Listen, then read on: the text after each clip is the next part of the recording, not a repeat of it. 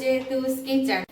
આજે આપણે ટેસ્ટી એવી દહીં પૂરી બનાવવાના છે. તો ઉનાળામાં આવું કંઈ ઠંડુ ઠંડુ હોય તો બાળકોને અને નાના મોટા સૌને ખાવાની મજા આવી જાય તેવી આજે આપણે દહીં પૂરી બનાવવાના છે. તો અહીંયા આપણે લીલા ધાણા, મરચાં, આદુ, લીંબુ અને ફુદીનો લઈ લીધો છે. અહીંયા આપણે આંબલી લીધી છે અને એક અડધી વાટકી જેટલી આંબલી છે, એક વાટકી જેટલો ગોળ છે અને અહીંયા ખાંડ છે એ આ ચટણી માટે લીધેલી છે. 1 ચમચી જીરું છે એ પણ ચટણીમાં ઉમેરશું અને અહીંયા દહીં લીધું છે અને દહીંની અંદર ખાંડ ઉમેરશું, હું આગળ તમને કહીશ. અને અહીંયા બટેકા લીધા છે એને બાફી લેશું અને ચણા બાફી લેશું. અને જેમ જેમ હું તમને બનાવતી જઈશ એમ આગળ કહેતી જઈશ, એટલે પૂરી રેસીપી જોશો તો તમને ખ્યાલ આવશે કે આ રેસીપી આપણે કઈ રીતે તૈયાર કરેલી છે. અહીંયા આપણે ચણા અને બટેકાને બાફવા રાખી દીધા છે. આપણે 1 ચમચી જેટલી ખાંડ લીધેલી એ પણ ઉમેરી દઈશું.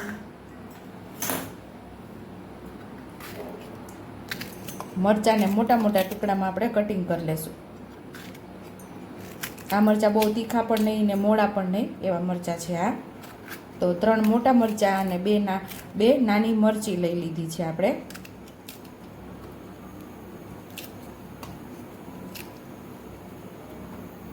એક જાદુનો ટુકડો લીધો છે આપણે.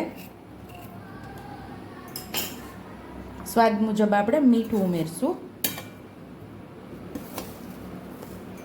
પુદીનો અને ધાણા આપણે દાંડલા સહિત જ ઉમેરી દઈશું. તો આની દાંડલીનો સ્વાદ ચટણીમાં બહુ મસ્ત એવો આવે છે.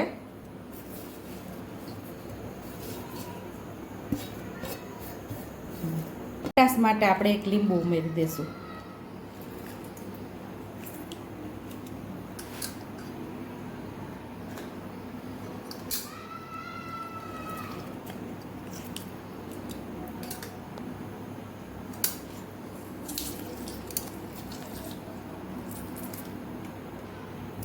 અહીંયા આપણે આઈસના ટુકડા ઉમેરી દીધા છે એટલે કે આપણી ચટણી કાળી ન પડે.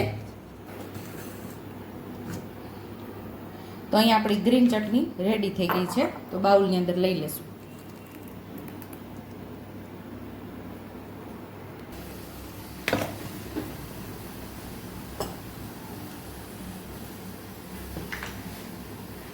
તો ખાટી મીઠી અને ટેસ્ટી એટલી ખાટી મીઠી અને તીખી એવી ટેસ્ટી એવી ચટણી એક જ સાથે એને ફટાફટ બનાવી જાય એવી રીતે આપણે તૈયાર કરશું.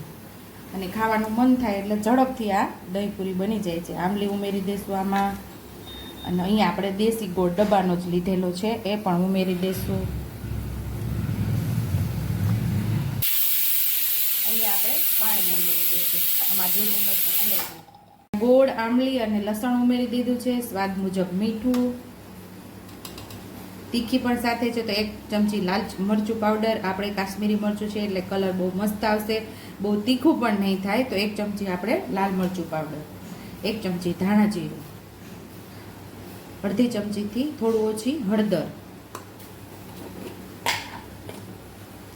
અડધી ચમચી આપણે ગરમ મસાલો લઈશું. હવે આપણે આમાં 3 સીટી લઈ લેશું એટલે આપણી ચટણી તૈયાર. અહીંયા આપણે ચટણી બફાઈ ગઈ હતી સરસ અને બ્લેન્ડર મારી દીધું તો કેવી મસ્ત એવી ઘટ તૈયાર થઈ ગઈ છે. તો અહીંયા આપણે ખાટી મીઠી તીખી ચટણી તૈયાર છે.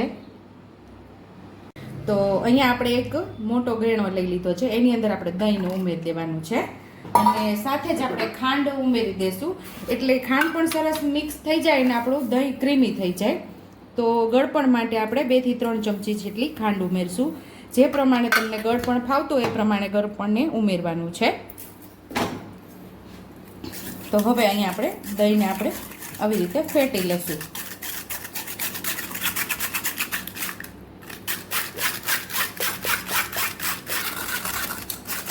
દહીં ફેટતી વખતે સાથે આપણે ખાંડ પણ ઉમેરી દઈએ તો ખાંડ પણ સરસ જો અહીંયા મિક્સ થઈ ગઈ છે, તમને ક્યાંય દેખાશે પણ નહીં. અને નીચે તમે જોશો ને તો મસ્ત એવું આપણું ક્રીમી દહીં તૈયાર થઈ ગયું છે.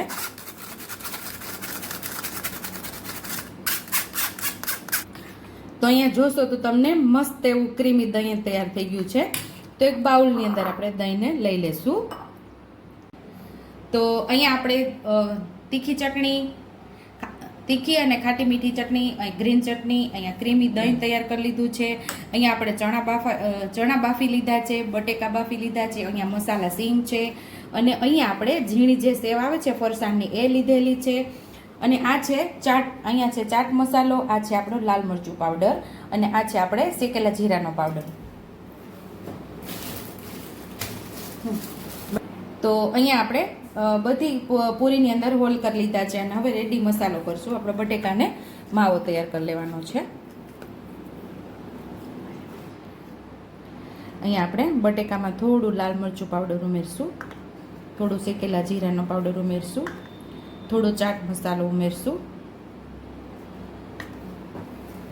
થોડું આપણે મીઠું ઉમેરશું. બધું સરસ આપણે મિક્સ કરી લઈશું. થોડા હજી લીલા ધાણા ઉમેરી દઈએ આપણે.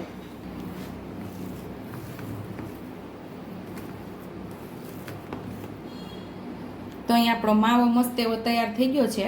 તો પહેલાં બધી પૂરીની અંદર આપણે માવો ભરી લઈશું.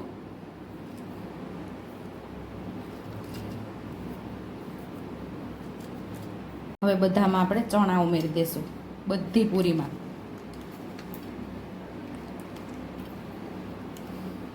તમારી પાસે બટેકા બાફેલા અને ચણા બાફેલા હોય તો કેટલી બધી જાતની ચાટ તૈયાર થાય છે. અને આ ગ્રીન ચટણી અને ખાટી મીઠી ચટણી તૈયાર હોય તો મસ્ત એવી બધી ચાટ તૈયાર થાય છે. આપણી ચેનલ ઉપર તમને એકલી ખાટી મીઠી ચટણીની રેસીપી પણ મળી જશે, ગ્રીન ચટણીની રેસીપી પણ તમને મળી જશે.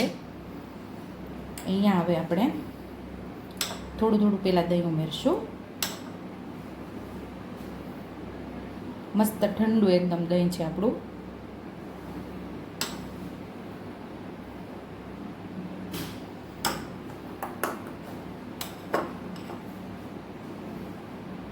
ગ્રીન ચટણી ઉમેરી દઈશું.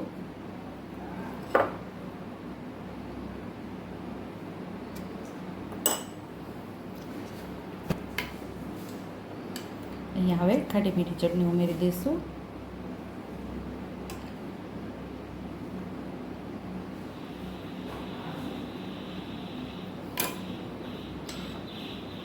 પાછું આપણે દહીં ઉમેરી દઈશું.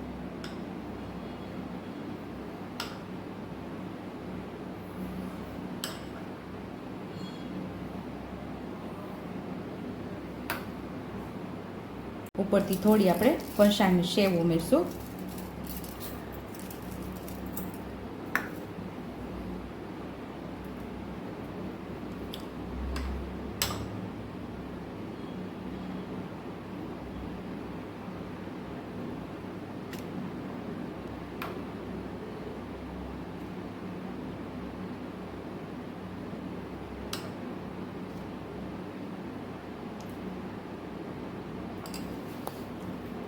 તો તૈયાર છે અહીંયા આપણી ટેસ્ટી એવી ઉનાળામાં ખાવાની ઠંડી ઠંડી દહીંપૂરી. જો તમને મારી રેસીપી પસંદ આવી હોય તો મારી રેસીપીને લાઈક કરજો, શેર કરજો, સબસ્ક્રાઈબ કરજો, હાઈપ કરજો, બેલ આઇકોનને દબાવતા ભૂલતા નહીં, અને કમેન્ટ બોક્સમાં કમેન્ટ કરજો કે મારી રેસીપી કેવી લાગી.